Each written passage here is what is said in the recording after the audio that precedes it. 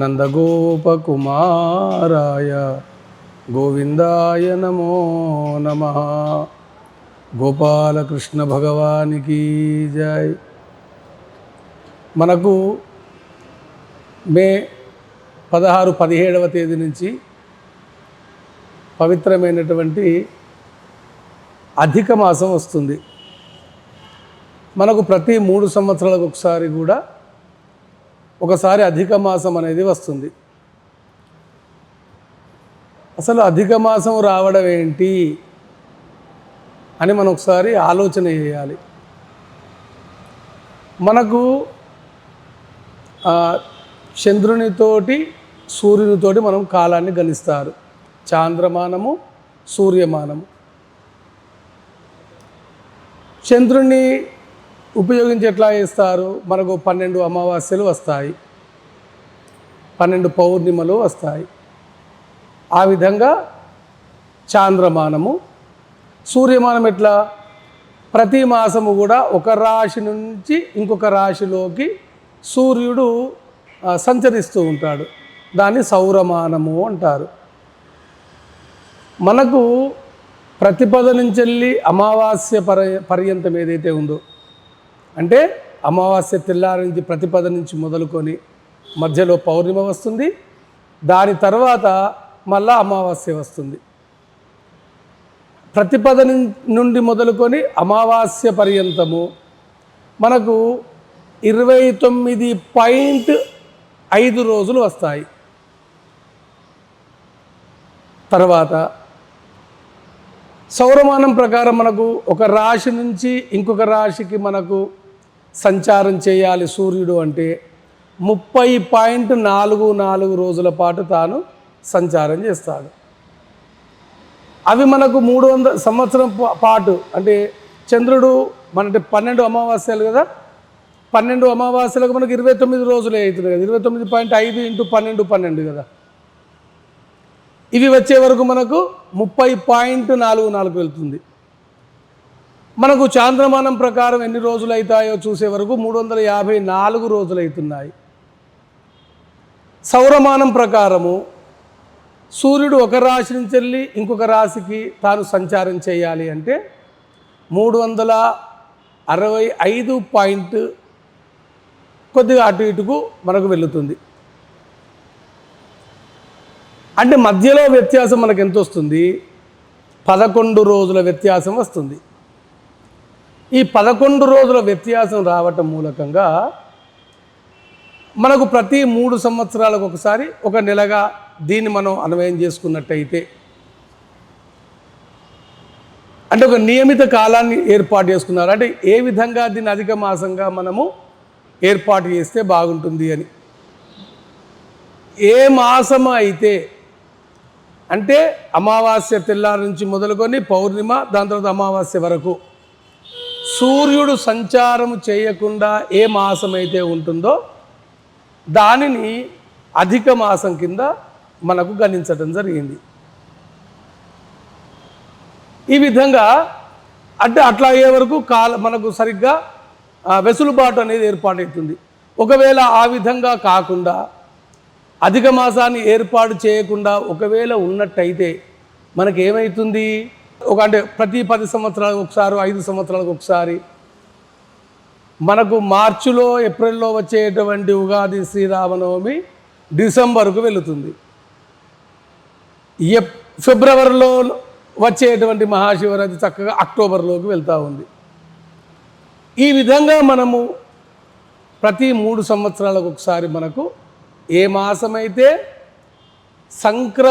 సంక్రమణము జరగకుండా ఉంటుందో ఆ మాసాన్ని అధిక మాసంగా మనకు పెద్దలు నిర్ణయం చేయడం జరిగింది. ఇది మనకు అధిక మాసాన్ని నిర్ణయం చేసేటువంటి విధానం. పోతే మనకు దీన్నే మనం మలమాసము అని కూడా అంటాము. అలాగే పురుషోత్తమ మాసము అంటారు. ఓసారి బ్రహ్మదేవుని దగ్గరికి ఈ మాసము వెళ్ళింది. అన్ని మాసాలకు కూడా పేర్లు ఉన్నాయి కదా. ఇప్పుడు చైత్ర మాసాన్ని తీసుకుంటే దానికి అధిపతి బ్రహ్మదేవుడు, వైశాఖ మాసాన్ని తీసుకున్నట్టయితే దానికి అధిపతి మాధవుడు. ఈ విధంగా ప్రతి మాసము కూడా, ప్రతి మాసానికి కూడా ఒక అధిపతి ఉన్నాడు కదా. నాకు వచ్చేసే సమయానికి నాకు ఎటువంటి అధిపతి లేకుండా ఉన్నాడు అని చెప్పేసి ఇవన్నీ బ్రహ్మదేవుని దగ్గరికి వెళ్ళి ప్రార్థన చేయగానే అక్కడ ఉన్నటువంటి నారాయణమూర్తి, నువ్వేమీ బాధపడకు, నువ్వు నన్ను శరణు వచ్చినావు కదా, తప్పకుండా ఇప్పటి నుండి నిన్ను పురుషోత్తమ మాసము అనేటువంటి పేరుతో నిన్ను పిలుస్తారు, నువ్వేమీ చింతించాల్సినటువంటి అవసరము లేదు. అయితే మనకు ఈ మలమాసం ఏదైతే ఉందో, ఈ అధిక మాసం అంటున్నాం కదా, ఈ అధిక మాసంలో మనము ఎటువంటి శుభకార్యములు చేయము. ఎందుకు చేయము? మనం శుభకార్యాలు చేయాలి అంటే ఆ మాసములో సంక్రమణము అనేది జరిగి తీరాలి, అంటే సూర్యుని యొక్క గమనము జరిగి తీరాలి. మనకు ఈ మాసంలో సూర్య సంక్రమణము అనేది ఉండదు కాబట్టి ఈ మాసంలో శుభకార్యములు నిర్వహించడం అనేది నిషిద్ధము. శుభకార్యములు అంటే ఏమిటి? మనకు శంకుస్థాపన కావచ్చు, అంటే గృహారంభము చేసుకోవటము, గృహప్రవేశము చేసుకోవటము, వరపూజలు, పూలు పనులు, వివాహాది క్రతువులు, అంటే సమస్త శుభకార్యములు కూడా మనకు నిషిద్ధముగా పేర్కొనడం జరిగింది. ఈ మాసములో మనం ఏ ఆధ్యాత్మిక కార్యక్రమాన్ని చేసుకున్నప్పటికీ, ఏ వ్రతాన్ని చేసినా, ఏ నామజపము చేసినా, ఏ అభిషేకం చేసినా, ఏ దానం చేసినా అది 33 కోట్ల రెట్ల ఫలితాన్ని మనకు అనుగ్రహిస్తుంది. దానిలో ఎటువంటి సందేహం లేదు. ఇది మనకు నారాయణమూర్తి ఈ మాసానికి ఇచ్చినటువంటి అనుగ్రహము. ఈ మాసంలో మనం ఒకరోజు ఒక దానాన్ని చేసినట్టయితే అది 33 కోట్ల మంది దేవతలకు చెందుతుంది. అంటే సాధారణంగానే మనం ఈరోజు ఒక దానం చేసినట్టయితే అది ఆటోమేటిక్గా 33 కోట్ల ఫలితాన్ని ఇస్తుంది. దానిలో ఎటువంటి సంశయం లేదు. ఈ మాసం మనకు మే 16, 17 నుంచి ఆరంభమవుతుంది కదా. మే 16 మనకు అమావాస్య మధ్యాహ్నం సాయంత్రం దాకా ఉన్నట్టున్నది. సుమారుగా 17 నుంచి లెక్క పెట్టుకున్నా, అంటే 16 నాడు సాయంత్రం నుంచి ఆరంభమైన 17 నుంచి వ్రతాచరణ మనము ఆరంభం చేసుకుంటాము. ఈ నెలనాళ్ళు కూడా నారాయణమూర్తికి సంబంధించినటువంటి వ్రతాన్ని ఆచరణ చేయటము. మనకు పురాణ ప్రణీతమైనటువంటి ఈ పురుషోత్తమ మాస మాహాత్మ్యం గురించి మనకు పెద్దలు ఏదైతే సూచించినారో ఆ విధంగా ప్రతిరోజు కూడా ఒక అధ్యాయాన్ని చదువుకుంటూ ఆ మాసం మొత్తం కూడా విరివిగా ప్రతిరోజు సూచించినటువంటి ప్రకారం దానాలు చేస్తూ, ఈ మాసంలో మనకు ప్రత్యేకంగా ఏం చెప్పబడ్డది అంటే అఖండమైనటువంటి దీపారాధన చేయటము. అంటే నెలనాళ్ళు కూడా మన ఇంట్లో అఖండమైనటువంటి జ్యోతి వెలిగితే దాని యొక్క గుణము చాలా బాగా ఉంటుంది. దాని యొక్క ఫలితం కొన్ని వేల రెట్లు, అంటే అసలు దీనికి ఇంత అనేటువంటి ప్రభావం లేదు, అనంతమైనటువంటి ఫలితాన్ని ఇస్తుంది. దానిలో ఎటువంటి సందేహం లేదు. ఎట్లా దీపారాధన చేయాలి? ఆవు నెయ్యితో చేయండి, లేదు నువ్వుల నూనెతో దీపారాధన చేయండి. మనకున్నటువంటి ఇంట్లో చక్కగా ఇంత రాధాసమేతుడైనటువంటి శ్రీకృష్ణ పరమాత్మ యొక్క విగ్రహము, ఇంత చిత్రపటము పెట్టుకొని దాని ముందర చక్కగా ఇంత దీపారాధన చేసి స్వామివారికి చక్కగా ఉపచారాలు చేసి తులసికోట దగ్గర దీపాన్ని వెలిగించటము. ఈ మాసంలో ఏ ఒక్క రోజైనా నదీ స్నానాన్ని చేసేటువంటి ప్రయత్నము చేయటము.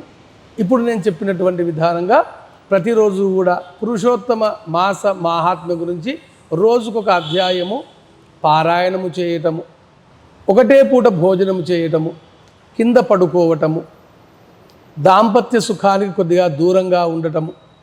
ఈ విధంగా మనము నియమాలను పాటించి ఈ వ్రతాన్ని ఆచరణ చేసినట్టయితే తప్పకుండా మనకు అనంతమైనటువంటి ఫలితం కలుగుతుంది. దానిలో ఎటువంటి సందేహం లేదు.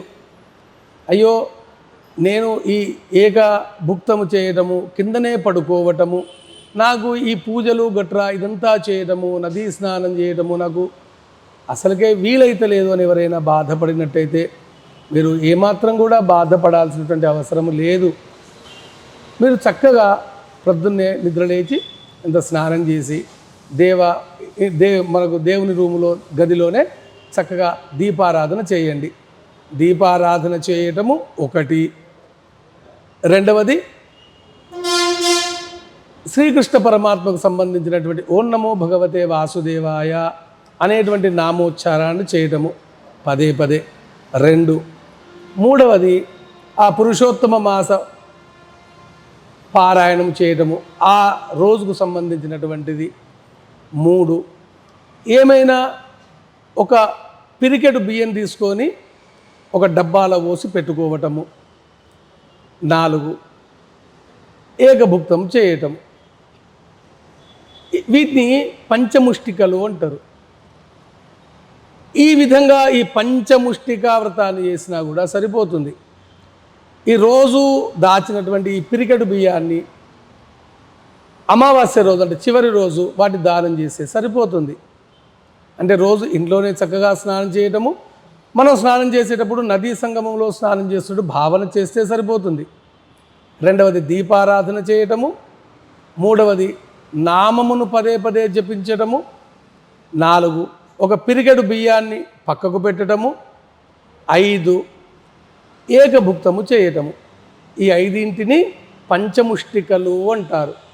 ఈ పంచముష్టిక విధానాన్ని అనుసరించి ఎవరైతే సాధకుడు ఈ పురుషోత్తమ మాసములో నియమాలు పాటిస్తారో వారికి అనంతమైనటువంటి ఫలితాలు కలుగుతాయి. దానిలో ఎటువంటి సందేహం లేదు.